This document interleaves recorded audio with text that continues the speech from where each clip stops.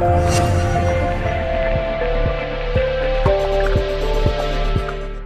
everyone, here's Dhruv Bhutani from FoneArena.com, and today we'll be seeing how Sony's powerful, camera-centric phone, the Xperia Z1, takes on the all-around great LG G2. Both the phones pack some serious processing power, but do they have what it takes to dwarf out each other? Let's find out. In terms of looks, the Xperia Z1 and the G2 are very different. The Xperia Z1 follows a single played-out industrial design language with a rectangular build and a single piece of aluminum at the center and glass for the center and back. This is the same design language that Sony has been using for its flagships in 2013. LG on the other hand have gone all plastic, but that is not something bad. LG has managed to squeeze a bigger 5.2-inch display in a much smaller body frame than the Xperia Z1. In terms of dimensions, the Z1 is taller and wider than the G2, but only slightly thinner. The Xperia Z1 weighs comparatively heavy at 170 grams, while the G2 weighs around 143 grams. The bezels are not too thin to be spoken about, and they're just regular on the Xperia Z1. In fact, they are comparatively much thinner. The LG G2's inspiring design starts right from the front, where there seem to be nothing but the display. On the Xperia Z1, above the display, the earpiece is along the top edge, and on the right side of the Sony logo, we have the 2-megapixel front-facing camera. On the left side of the logo, we have the proximity and ambient sensors. On the LG G2, we have the front camera and the sensor arrangement on the left side of the earpiece. Below the display, there are no navigation buttons on either of the phones, and hence all navigation is restricted to on-screen controls. The positioning of keys is drastically different on both the devices. On the right side of the Xperia Z1, you have the iconic Sony power lock button, the volume rocker, the micro SIM card slot, and an extra camera key, while the right side is completely barren on the G2. On the bottom of the Z1, there is just a single loudspeaker grill. On the G2, we have a micro USB slot at the center with speaker grills on either side, and a 3.5mm audio jack. On the left side, we have a provision for docking at the center on the Xperia Z1, and a covered micro USB charging port along with the micro SD card slot. Just like its right side, the left of the G2 is completely barren. On the top, the Xperia Z1 has just a 3.5mm audio jack, while on the G2 we see a secondary microphone and an IR blaster as well. All the ports except the 3.5mm audio jack are covered with flaps on the Z1 to make it both dust and water resistant. The back of these devices continues to be different. The materials used for the back are quite different, and hence the characteristics are different as well. The back of the Z1 follows the same design language as the Xperia Z and the Z Ultra and uses glass. The choice of glass was interesting, but it is quite glossy and attracts fingerprints. The G2 has a glossy textured plastic back, and this can get really smudgy with fingerprints. The main thing about G2's design is the positioning of the power lock key and the volume rocker below the 13-megapixel camera on the back. The Xperia Z1 has a 20.7-megapixel Sony G lens on the top left corner with an LED flash below it. Overall, it would be a tough choice to choose between the Xperia Z1, which is a 5-inch phone, and while the industrial design continues to be solid and eye-catchy, it is quite reflective, glossy, and is a fingerprint magnet. On the other hand, the G2, which uses a glossy plastic back as well, but the new design and the screen-to-body ratio makes it quite the phone to look out for. In terms of display, both the phones come with Full HD panels. The Xperia Z1 has a 5-inch Full HD tri-luminous display with a pixel density of 441 ppi, while the LG G2 has a 5.2-inch Full HD True IPS Plus display with a pixel density of 424 ppi. In various aspects of the display like brightness, contrast, viewing angles and sunlight legibility, the G2 is way ahead of the Z1. The viewing angles of the Z1 are poor, and when seen from a slightly different angle, the screen of the Z1 appears washed out. Overall, the bigger display of the LG G2 is much better. Talking about the hardware and performance, both the phones that we have today have the best processors available in the market, which is the Snapdragon 800 system on chip. The specifications of both the phones are identical, and they house a quad-core Snapdragon 800 SoC.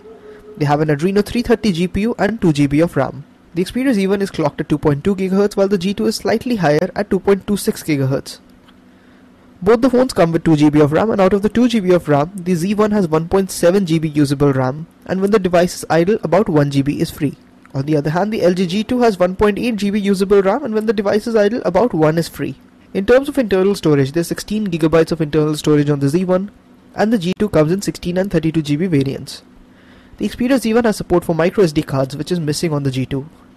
Out of the 16GB, about 11.7GB is user accessible on the Z1, while on the G2 only 10.6GB is available. Since both the phones have the same processor, the same amount of RAM, there is a very small difference in the benchmarks. In terms of day-to-day performance, both the phones are blazing fast. Opening apps, switching between them is so fast on both the devices. The Sony Xperia Z1 is the company's first step towards a camera-centric flagship. It comes with the biggest sensor on any Android phone. The Xperia Z1 comes with a 20.7 megapixel Sony G lens sensor and houses Sony's own Bion's image processor for superior image quality. The LG G2 comes with a little modest 13 megapixel camera, but it features optical image stabilization, which ensures that minor shakes do not damage the image quality. Though the Sony Xperia Z1 runs on the Snapdragon 800 system on chip, there is no 4K video recording, and you do not even get 1080p Full HD recording at 60 frames per second, which you can see on the LG G2. Both the phones have a 2 megapixel front-facing camera that can record 1080p videos as well. In terms of the camera interface, there is a huge difference. On the Xperia Z1, the camera interface is different as the mode selection button is present on the bottom right corner, above which we have the camera shutter key and a video record button. The shortcut to resend images is on the top right corner. On the left side, we have the toggles for flash and switches for front and back camera. Below this is the icon for settings. The various shooting modes that are available in the Z1 includes the regular superior auto mode, the manual mode, time shift burst mode, picture effect mode, sweep panorama, AR effect, social live and info eye. Also, the Xperia Z1 produces oversampled 8 megapixel images in superior auto mode. This is one of the first Android phones to produce oversampled images. The LG G2 comes with a more busy camera interface that shows a lot of things, and the G2 has a lot of modes like shot and clear, HDR, burst shot, beauty shot, dual camera mode, time catch mode, sports mode and night mode.